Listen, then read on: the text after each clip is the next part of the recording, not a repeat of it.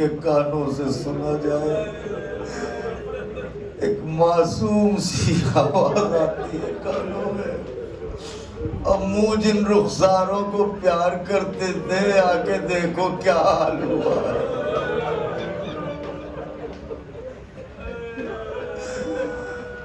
یہ روشنی کیوں گل کر دی گئی؟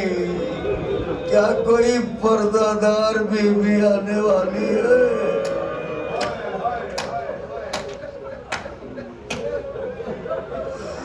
آ رہی ہوں گی ام رباب، اجڑی ہوئی گود پھیلائے، آ رہی ہوں گی زینب کبریٰ کہ بھتیجی کا ماتم ہے، آ رہے ہوں گے عباس دلاور،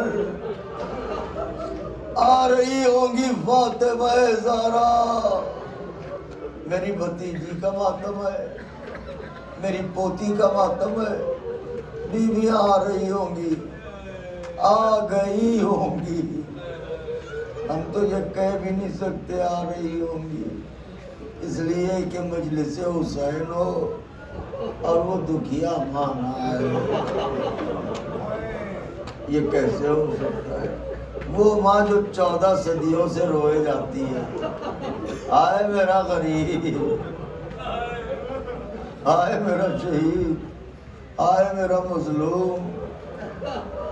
آقا کے چاہنے والوں، خدا نے آپ کو بیٹیاں دی ہیں، میں کچھ سوال کرنا چاہتا ہوں، اگر اجازت ہو، کلیجہ نہ پڑے، بیوی کی کنیزوں ننھے بچوں کو گودیوں میں سنبھال لو۔ میں ایک سوال کرنے جا رہا ہوں، کسی ننھی بچی کو سزا کے طور پہ ایک اندھیرے کمرے میں کتنی دیر بند کر سکتے ہیں؟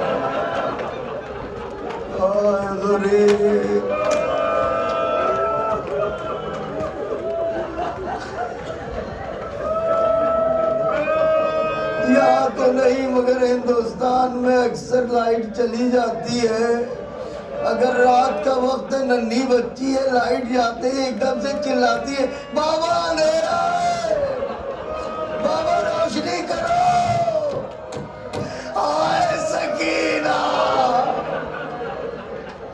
آئے غریبی۔ ایسے ہی روئیے گا، ایسے ہی تڑپیے گا، کیا روتے ہیں، کیا تڑپتے ہیں۔ آؤ آؤ بیوی آؤ، دیکھو دیکھو چاہنے والے کیسے رو رہے ہیں، آپ کے غلام ہیں بیوی، بیوی یہاں سب قربان ہونے والے ہیں، یہاں سب آپ کے بابا پر صدقہ ہونے والے ہیں، آؤ پرزہ لینے کو بیوی۔ اللہ اکبر۔ یہاں وہ لوگ بھی بیٹھے ہوئے ہیں جو ماتم کرتے ہیں، بدن پر زخم آتا ہے، دیکھیے گا میری طرف، تو زخم کتنے دن رہتا ہے؟ ایک نہ ایک دن بھر جاتا ہے، سمجھ گئے میری بات؟ 1400 سال پہلے سکینہ کے رخسار پھٹے تھے، آج بھی پھٹے ہیں۔ 1400 سال پہلے کانوں سے خون بہا تھا، آج بھی کان زخمی ہے۔ آئے سکینہ، آئے میری آقا زادی۔ مجھے انصاف سے بتائیے، یہ ننھا بچہ گود میں ہے، خدا بیوی کی غربت کے صدقے میں اس بچے کو اور تمام بچوں کو سلامت رکھے۔ میں کچھ کہنا چاہتا ہوں، یہ بتائیے 4 برس کا سن زندان میں عمر گزارنے کا ہوتا ہے؟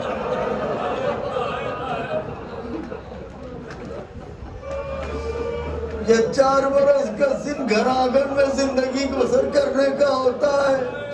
کائنات میں اکیلی مظلومہ ہے، 4 برس میں قید بھی ہوئی، وہی سو بھی گئی۔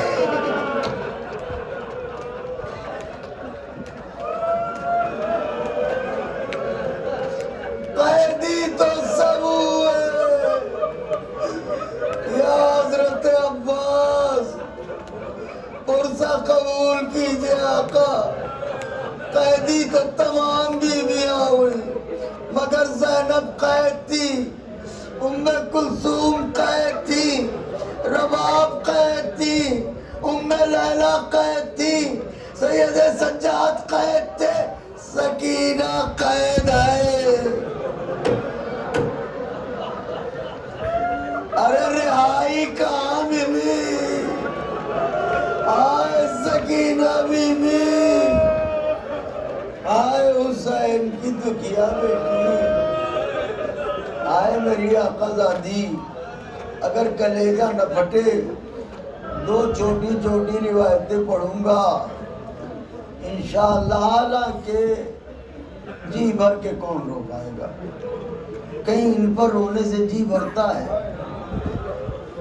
کہیں ان پر تڑپنے سے دل بھرتا ہے، کیا جتنا رو لیجیے یہی لگتا ہے بچے جو اگلے برس ہمیں اور یہ غم پہ رہے تو چل بسے تو یہ اپنا 1400 سال سے ٹوٹی ہوئی پسلیوں والی بیوی روئے جاتی ہے، کیا اس بیوی کا دل بھر گیا؟ کہ یہ وہ غم نہیں ہے جس پر رونے سے دل بھر جائے؟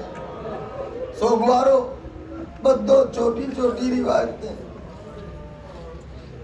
یہ بچہ معصوم سا بیٹھا ہوا ہے، اس کے والد بھی بیٹھے ہوئے، اپنے بچے کا ہاتھ پکڑ کے بتائیے کتنا نرم ہے۔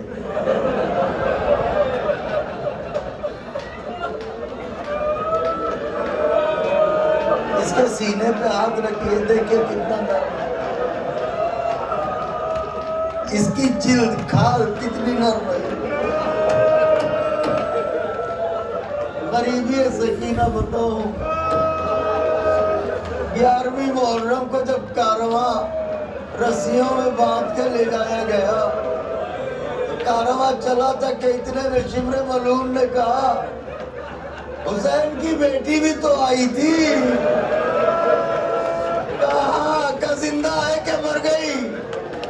کہا بھی زندہ ہے، کہ کہاں ہے؟ کہ اسے اس کی پھوپھی کے ساتھ رسی میں باندھ دیا۔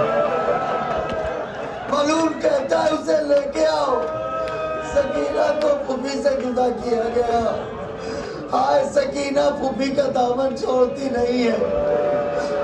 یہ منظر محسوس کر سکتے ہیں، عالم خوف میں بچہ گود نہ چھوڑے اور اسے زبردستی کھینچا جائے۔ پھوپھی سے جدا کیا گیا سکینہ کو، بیوی سے بیوی آگے بڑھی، کبھی چلے ہوئے کرتے کا دامن سنبھالتی ہے، کبھی ننھے ننھے بالوں سے چہرے کو چھپاتی ہے۔ ملعون نے کہا اسی کو حسین بہت چاہتے تھے، کہا کہ اس کی سزا یہ ہے اسے تنہائے اونٹ پر بٹھا دو۔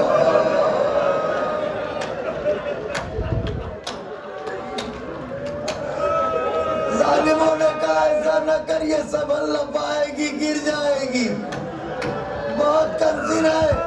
ملعون کہتا ہے رسیاں لاؤ۔ اب جنہوں نے اونٹ کی پشت دیکھی ہے، جب اس پر پالان نہ ہو ان کا کلیجہ پھٹ جائے گا۔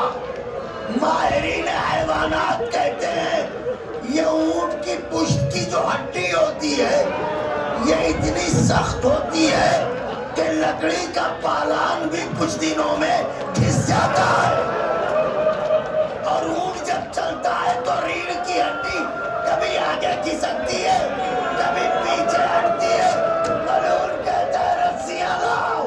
رسیاں لائی گئی، سکینہ کے ہاتھوں میں رسی، سکینہ کے پیروں میں رسی، منہ کے بال، اونٹ کی برینا پشت پر سکینہ کو لٹا کے رسی کو اونٹ کے پیروں میں باندھا۔ اب جو اونٹ چلا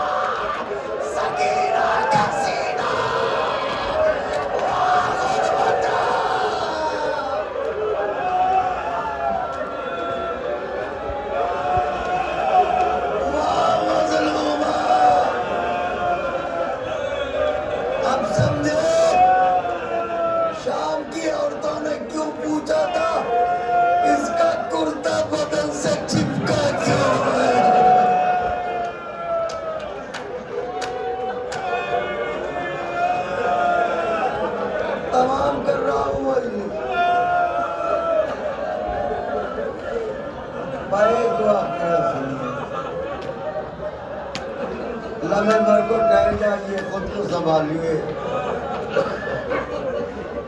یہ واقعہ میں بہت کم پڑھتا ہوں، یہاں بھی پڑھا ہوگا، مگر جہاں رونے والے ہوتے ہیں وہیں پڑھتا ہوں۔ سرکار علامہ رشید ترابی پڑھا کرتے تھے کہ ایک دن داروغہ زندہ آیا، آ کے کہنے لگا، اے سید سجاد، تمہیں یزید نے بلایا ہے، غلام زادے کی یہ اوقات امام زادے کو بلائے کہ تمہیں یزید نے بلایا ہے۔ علامہ پڑھتے تھے کہ اتنا سنتے ہی علی کی بیٹی خاک زندہ پر گر پڑی،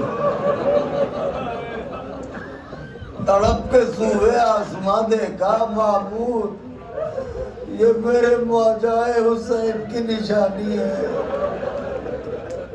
پروردگارہ تجھے سونپا سید سجاد کو۔ علامہ پڑھتے تھے کہ جب تک میرا امام نہ آیا، جب تک علی کی بیٹی سے خاک سے نہ اٹھا گیا۔ جملہ صرف کروں، ابو تراب کی بیٹی خاک زندہ سے نہ اٹھ سکی۔ ادھر سید سجاد آئے، وہ بھی اماں، بیٹے کی آواز سنتے ہی بھوبی نے جیسے طاقت محسوس کی، زینب گھبرا کے خاک زندہ سے اٹھی، گود پھیلا کے دوڑی، آجا میرے لال، آجا بھوبی کی جان، کلیجے سے لگایا، میرے لال خدا کا شکر ہے تو خیر سے آ گیا، خیریت تو ہے، اس لیے بلایا تھا۔ سید سجاد نے رو کے کہا، پھوپھی اماں ہم رہا ہو گئے۔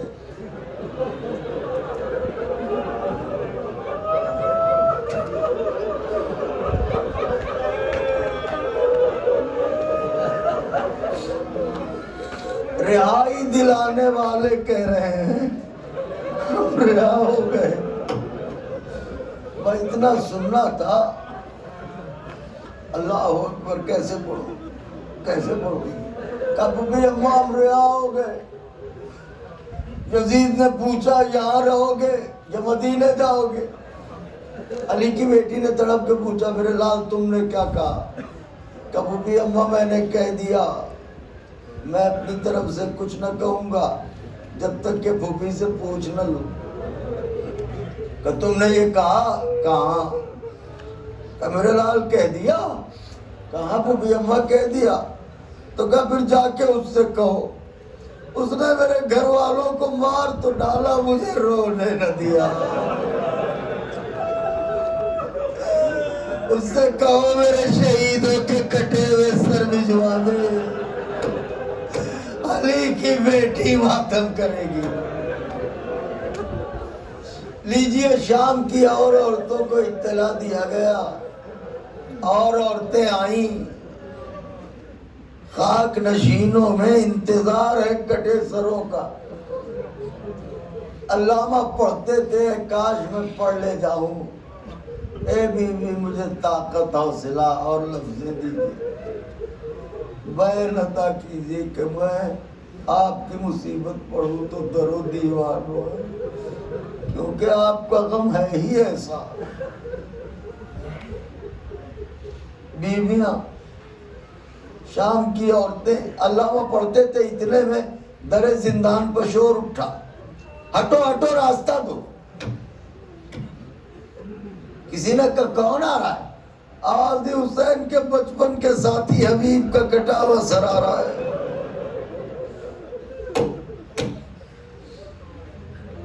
بیویوں نے سر کا استقبال کیا، علی کی بیٹی نے بیان کیے، اے حبیب، ساقی کوثر کی بیٹی شرمندہ ہے، ایسے وقت میں تم مہمان ہوا کربلا میں۔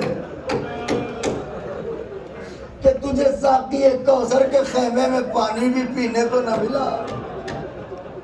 حبیب کا ماتم ہوا. پھر شور اٹھا, ہٹو ہٹو راستہ دو.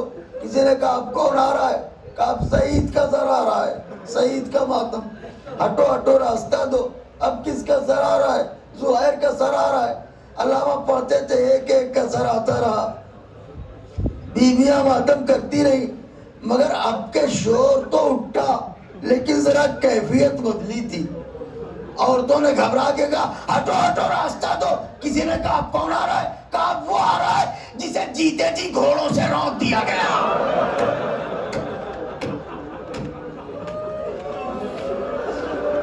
سمجھ گئے سوگوار.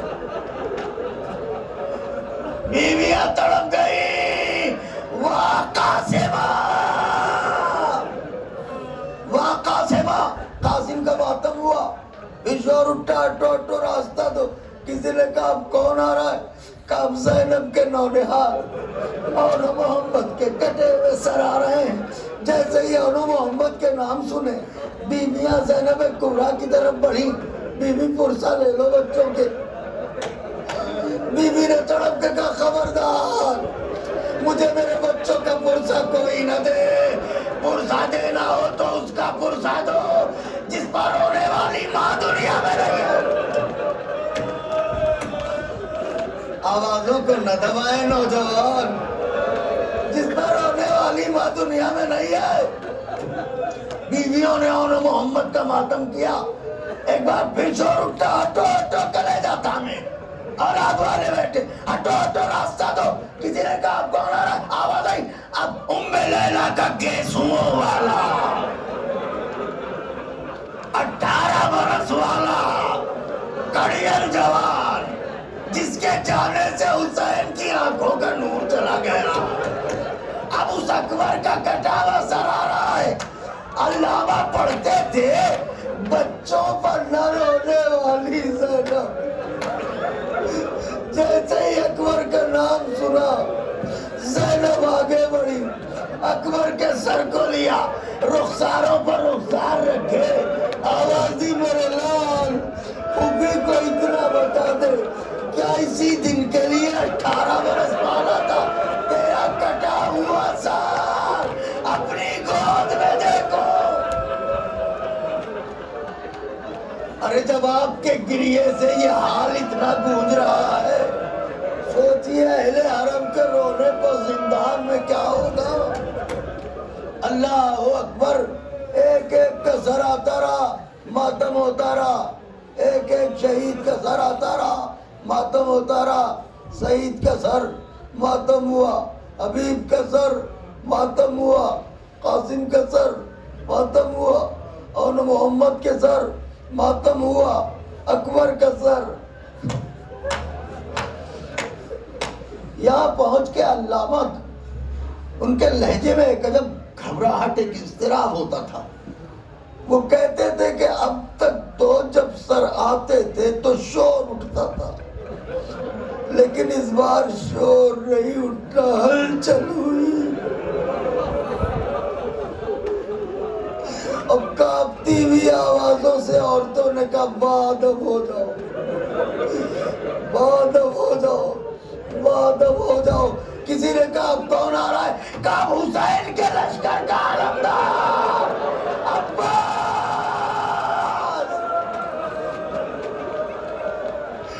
عباس دلاور کا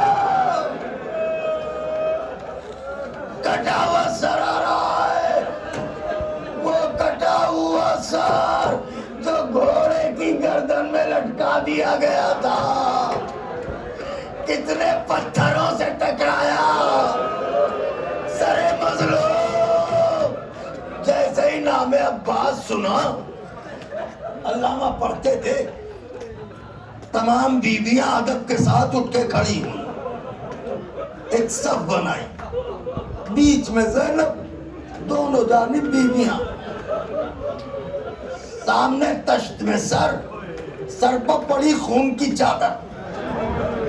تشت آگے بڑھا, زینب سب سے نکلی.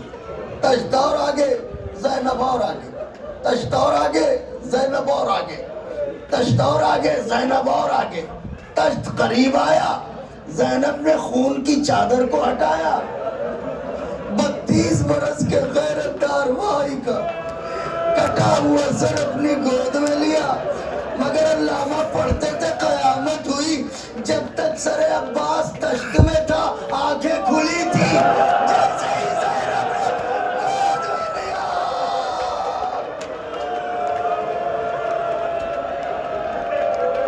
آنکھیں بند ہو گئی، زینب نے رو کے کہا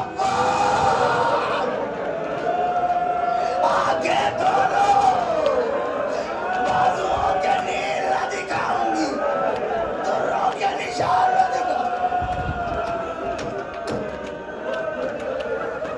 عباس آنکھیں کھولو، عباس آنکھیں کھولو، تمام بیویوں نے حلقہ کیا، عباس کا ماتم شروع ہوا، واہ عباسا واہ عباسا۔ علامہ فرماتے تھے جو بیوی آتی تھی یہی کہتی تھی عباس میری چادر، عباس میرا پردہ، عباس میری چادر، عباس میرا پردہ۔ غش آتا رہا، بیویاں چونکتی رہی، عباس کا ماتم ہوتا رہا۔ بمجلس تمام ہے سو گوارو۔ علامہ پڑھتے تھے کہ جب کچھ دیر گزر گئی تو اتنے میں ایک بیمار قیدی ایک ہاتھ کمر پر رکھ کے ایک ہاتھ سے دیوار کو پکڑے، آہستہ آہستہ یا علی یا علی کہہ کے آگے بڑھا، قریب زینب آیا، پوچھا پھوپھی اماں رو چکی میرے چچا کو؟ کیوں میرے لال کا اگر رو چکی ہو میرے چچا کو میرے حوالے کر دیں۔ زینب نے 32 برس کے غیرتدار بھائی کا سر سید سجاد کے حوالے کیا۔ بیویاں سمجھتی تھی سجاد روئیں گے، سجاد نہا پڑیں گے، سجاد ماتم کریں گے، لیکن ادم منظر دیکھا، سجاد نے چچا کے سر کو لیا، زندان کے کونے میں گئے، ایک